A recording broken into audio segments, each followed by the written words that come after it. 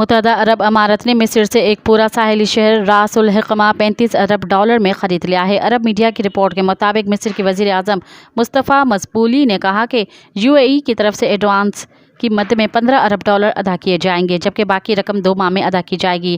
شہری علاقوں کی ترقی کے حوالے سے یہ مصر میں سب سے بڑی براہ راست بیرونی سرمایہ کاری ہے۔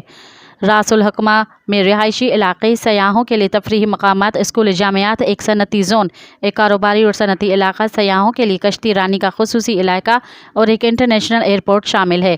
راس الحکمہ عالمی شہرت یافتہ مصری شہر اسکندریہ کے مغرب میں 200 کلومیٹر کی دوری پر واقع ہے۔ اس علاقے میں سیاحوں کے لیے بہت سے شاندار مقامات ہیں۔